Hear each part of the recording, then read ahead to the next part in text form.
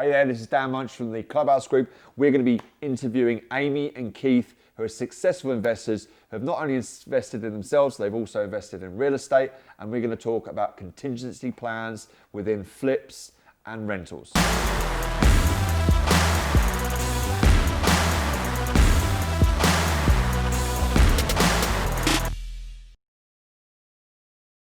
Amy, Keith, thanks for inviting us here to Woodcroft. So what we've got here is a flip that you wanted to flip, but ultimately your plans changed. You had to have a contingency plan. So what happened with this property in Woodcroft? If the market wasn't supporting the flip the way we had planned with our numbers, we had to come up with different alternatives in order to make it a cash flowing project. And let's retract. So there's a really interesting story about you, Amy. So you obviously grew up in Korea and you had a dream to come to Canada and make it as an investor in real estate and obviously educate yourself and forever be a student to real estate. So tell us a little bit about your story. I was working as IT consultant for over 18 years, and I realized that I wasn't going anywhere. And I noticed that my company over 10 years growing so much from like millions to billion revenue. But while when I look at my bank account, it was just staying same. And I was like, that's it. I want to take a next step to grow myself and then working for myself. And that's when I started to reading books and listening to podcasts. So I started educating myself, and thus I started to picking some books about the self-development and also led to real estate. Since then, I read a lot of books about the real estate, and also thanks to Keith, he was taking a program from US. We spent a lot of money, like more than 50 grand so far. I've been only in real estate industry for 1.5 years now. Wow. But we never hesitate to invest in ourselves. I think that's the most important part because we are the asset. Yeah. So exactly. If anyone who wanted to start the real estate, I would recommend to invest in themselves in education first. And yeah, the late great Stefano really does say that the number one thing to do when you're in real estate is to invest in yourself, because you can never stop learning about real estate. So your story is really inspiring, Amy. So 1.5 years ago, you set yourself up in real estate. And what would you say to people that's looking to get into real estate? What were the key steps to get to where you have got now? Well, I did not know much about real estate investing for myself as well, like 1.5 year ago. Okay. And when I started to reading books and get associated with the people who actually does what you wanted to do, I think that is a key component. Yeah. So just invest in yourself. Education can be quite expensive, but if you look at the result to how much you can achieve it, then it's worth it to do it. And also find the people who does what you wanted to do and associate with them and meet with them. Yeah. So there's an expression that you are the average of the 5 people that you spend most of the time. Yeah. So if you are not getting a result that what you wanted to get, probably you want to change your environment. Yeah. So that's one of the key things that I would like to recommend. And there's lots of free seminars and groups that you can stuff, tons of education out there, places you can start. Yep. On the web, obviously, YouTube, lots of educational programs. Everyone has different ideas, and it's always good to learn about other people's perspectives, their experiences. And it's just continual education, continually learning about whether it be working with buy and holds or whether it be developing properties or doing infills or any of the strategies. There's tons of information out there. There's places to start. And if you want to go further, there's a lot of very experienced real estate investors that do have good programs. And also, for someone who's saying they can't invest any money, invest time.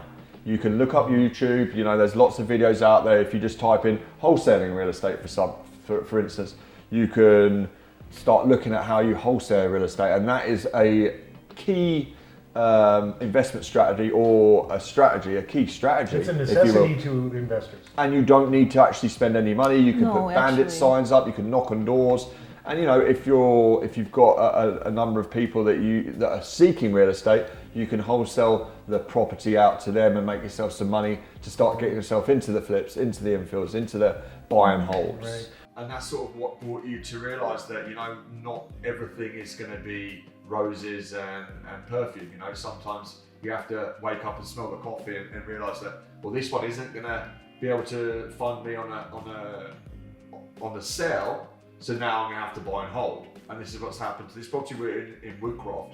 And did you get I think you were telling me about a really large amount of cash flow you got from a month on Airbnb. What do you suggest to people about Airbnb? What are the pros and cons? The pros and cons is I think it's really important to have a system and then your team, because once you have the system and process that developed it and everybody can follow, and it's much easier, getting easier. Okay. So if you have all the people and the system, it's much easier. So when they come in, they know what to do, boom, boom, boom. But if you don't have the system, if you don't have the people, team, then it will be harder, because now then you have to do everything by yourself. And time will definitely be your enemy. Exactly. Yeah. Exactly. And I think actually we are very fortunate that we learn how to make lemon to lemonade. So after we done our flipping, we kind of knew that it would be harder to sell and the market wasn't supporting the time. And then what are we gonna do? Like, we're gonna sit and empty, leave the house empty, or you wanna try to find out what other options we have. We were having like over $5,000 a month as a revenue. Yeah. And then it was allow us to give like $1,500, sometimes even more, as cash flow. So if you want to cash flow $1,500, Amy and Keith can get you there. Just to sort of delve into the micro market of Woodcroft, I mean, like, I would not think that Woodcroft would be the best for Airbnb, because it's obviously a little bit far out from downtown. It's pretty central, but it's not like getting somewhere in, say, Strathcona or Airbnb being in like Oliver. So what has your tenant profile been with your Airbnb clients? Well, I think it's someone who wants a little bit of privacy too. Okay. A little bit. It's a mature neighborhood. It is, like you say, a little further from some of the centers, but in Edmonton it doesn't take you long to get anywhere. Yeah. It's got a good transit system. But what have you found with the tenants? Yeah, that's an excellent question. Because even at the beginning of Airbnb, we weren't sure whether it's gonna work or not, because there are not many comps that we could compare.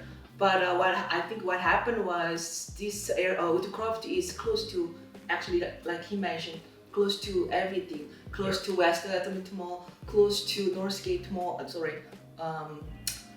Close to West Edmonton Mall, and also close to downtown and Rogers Place. Yeah. And also it's close to U of A. So it's kind of in between for everything. Yeah. And the other thing also was that I think why my product was a little bit different than most of the Airbnb product was, most of the Airbnb, they have 2 bedrooms. So probably you're looking at maybe 4 or 3 people staying in their houses. But my product is, we have 4 bedrooms, so this house can accommodate up to 10 people. The other thing that I did was pricing, setting the pricing in Airbnb. So I put up a little bit higher than the houses around my house that has only 2 bedrooms, because I would like to attract more people that comes, more than 6 people coming to my house. So I put up the price a little bit higher than those houses, than like anyone who comes with less than 4 people, it wouldn't make sense for them to stay here. Okay. So, but then once they stay more than 6 people, 10 people, then it totally makes sense, because if they stay in hotel or there, then they're paying like $100 per night. But if they here 10 people, they only pay $200 per night. So which would be like $20 per night for them. Wow. So it totally makes sense for them to stay here. Yeah. And then they enjoy, they get to have equipment to the kitchen, and they have yard access. So it was way providing more privacy, and then they feel like they're being home. Okay. And then obviously, this being a flip project that didn't turn out a flip project, have you got any like tips and tricks to sort of to tell the public, like, if the flip doesn't work, you know, to maybe make the flip into an Airbnb friendly or a rental friendly property? I mean, what lessons have you learned from this flip? I think it's always a process. It's always being able to see another side of something, being able to create the opportunity. It's not always there unless you look for it. What I like about real estate is there's no one right answer. So as long as you just keep positive and then don't give up and look for the creativeness, you will always find the option. Overcoming the challenges, because you know not everything is black and white in real estate, and you know you've got to have different extra strategies to overcome those challenges. If it's wholesale you want to get into, if you want to step it up and buy some land, get to a mobile home park, you know, you've heard it here first. And you know, if anyone wants to reach out to you guys, how do we contact you? My number is 780-729-4910. Okay. And also you can contact you by email, homealchemist, HOMEALKEMIST @gmail.com. And my number is 780-306-1907, and you can email me at investwithkeithc@gmail.com. I hope you've got some key takeaways from how a flip can change to a buy and hold, and how different challenges present themselves within real estate investment. And if you want to know more, you can email me at munch@clubhousegroup.ca, or you can call me at 780-222-2513. I will see you all soon.